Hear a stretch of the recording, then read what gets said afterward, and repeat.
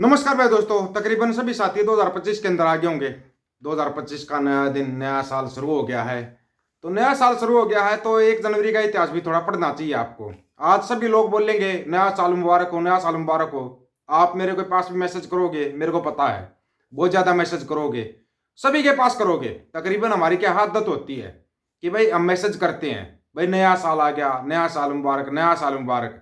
जैसे ये क्या था, सेंटा पेंटा क्लोज क्या था 25 दिसंबर को, तब करते हैं।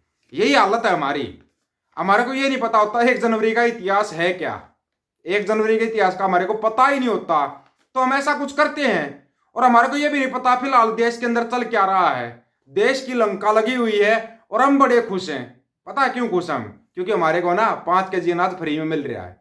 फ्री के अनाज में लोग खुश हैं, फ्री के अनाज में खुश हैं। इसलिए खुश नहीं है कि भाई बहुत बड़ा तीर मार दिया, को कद्दू में तीर मार दिया, कुछ नहीं मारा है। लेकिन खुश इसलिए है क्यों? क्योंकि 5 केजी अनाज मिल रहा है ना। अपने ना गदापंथी छोड़ के नौकरी मांग के देखो, 50 केजी अनाज खरीद सकते हो नौकरी अगर लोगे तो। लेकिन छोड़ो, इनको छोड़ो, पहले 1 जनवरी की बात करते हैं। 1 जनवरी की बात करते हैं, उसके बाद बात करेंगे जो इंडिया के आज के ताजा हालात हैं और सिक्कों के हालात हैं। सबसे बड़ी बात, 1 जनवरी 1993 को बाबा गुरबचन सिंह मानूचाल ने अपना खालसा राज का ऐलान किया था। 29 अप्रैल 1986 को खालिस्तान का ऐलान किया था और 1993 में शहीदी का जाम पिया था। 1 जनवरी को 1993 को बाबा गुरबचन सिंह मानूचाल ने ऐलान किया और उसके बाद शहीदी का जाम पिया। चलो और बड़ी बात करते हैं। 1 जनवरी भाई गुरदेव सिंह कौन के अकाल तख्त साहब के जत्थेदार का शहीदी दिन है। आपको पता है क्या? 1 जनवरी को गुरदेव सिंह कौन के अकाल तख्त साहब के जत्थेदार थे।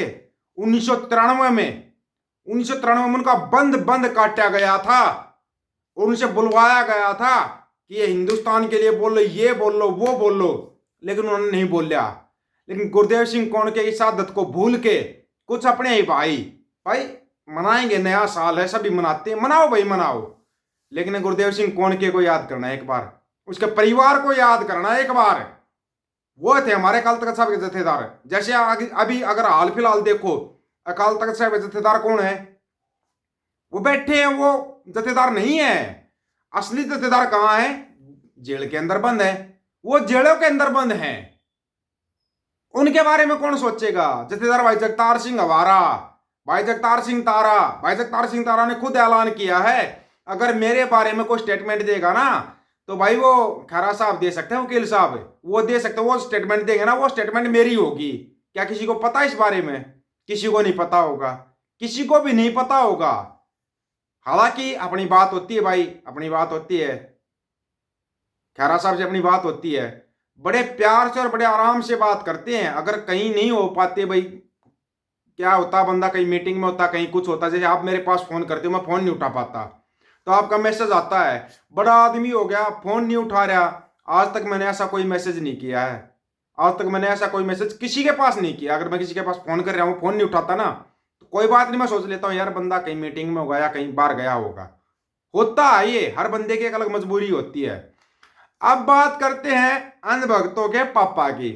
अंधभक्तों के पापा ने जो लंका लगा दी इस देश की, इस देश की लंका लगा दी।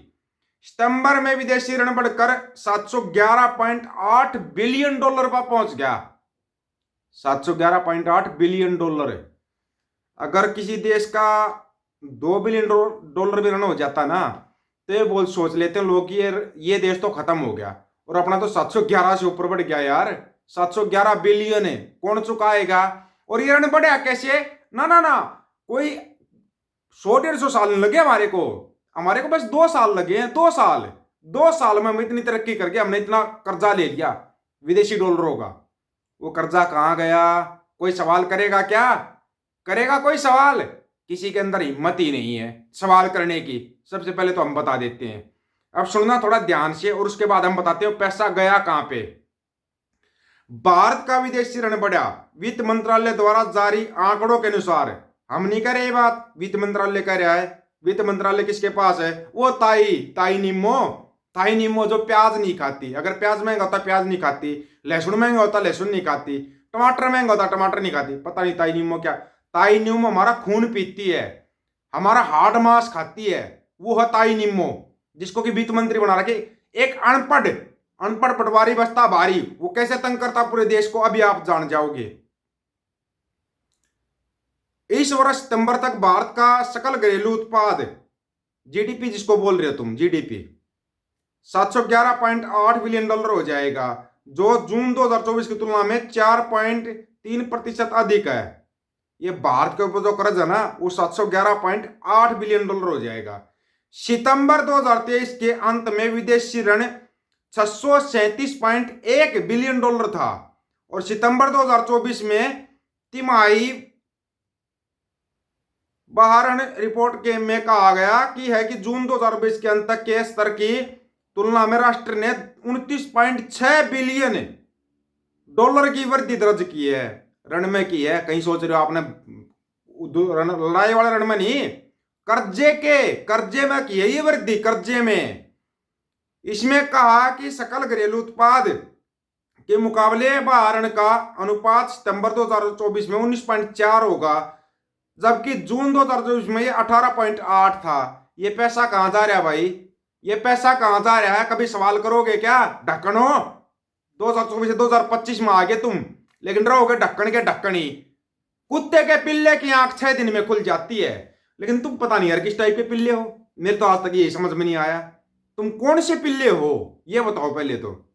हम तुम्हारी तुलना कुत्तों से नहीं कर सकते, क्योंकि कुत्ता एक वफादार जानवर होता है, और तुम वो जानवर हो जो अपने मालिक को काट सकते हो। ये शब्द खास करके अंधभक्तों के लिए। अंधभक्तों, साल बदला है, हम नहीं बदले हैं, याद रखना इस बात को। साल बदलते रहेंगे, हम नहीं बदलेंगे। तुम्हारे को पहले भी ठोकते थे, अब भी ठोकते रहेंगे, और आगे भी ठोकते रहेंगे तुम्हारे को। चाहे तुम्हारी सरकार बदली हो जाए, बीजेपी जाएगी, कांग्रेस आएगी, बीजेपी कांग्रेस में हमारी तरफ से कोई अंतर नहीं भाई। जैसी बीजेपी वैसी कांग्रेस है। अगर कांग्रेस भला करती तो बीजेपी कैसे आती? बीजेपी आ गई तो ये क्या कर रही है, पहले मुसलमानों को दबा लिया, अभी सिखों को दबाना है। कैसे करके दबाना है? किसी के सर गले में गातरा पा दो, किसी कुछ पा दो, किसी कोई ड्रेस पहना दो। वही पिंकी कैट वाले काम, पिंकी कैट वाले काम। जैसे संतों को बदनाम किया गया था, जैसे संतों को बदनाम किया था, वैसे ही बदनाम करते हो सिखों को। अब की बार सभी सिखों को बदनाम नहीं कर पाओगे।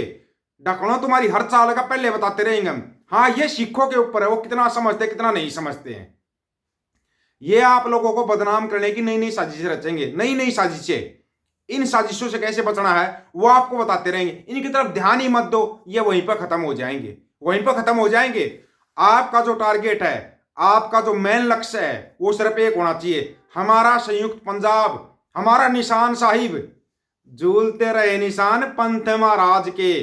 बस ये हमारे अंदर होना चाहिए। हमारा सबसे बड़ा गुरु श्री गुरु ग्रंथ साहिब जी महाराज, उससे बड़ा कोई गुरु नहीं है, क्योंकि दशमेश पिता गुरु गोविंद सिंह महाराज ने खुद बोल लिया था, इसके बाद कोई गुरु नहीं होगा।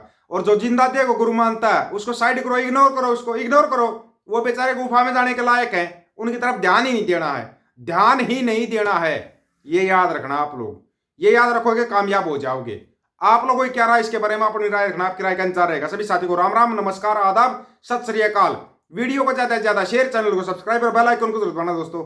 ऑफिशियल दीपक फौजी यूट्यूब चैनल, बात आकर सच की करेंगे, हक सच की बात हम करेंगे। वीडियो को शेयर करने की जिम्मेदारी आप लोगों को। गज के आंखों, वाहेगुरु जी का खालसा, वाहेगुरु जी की फतेह।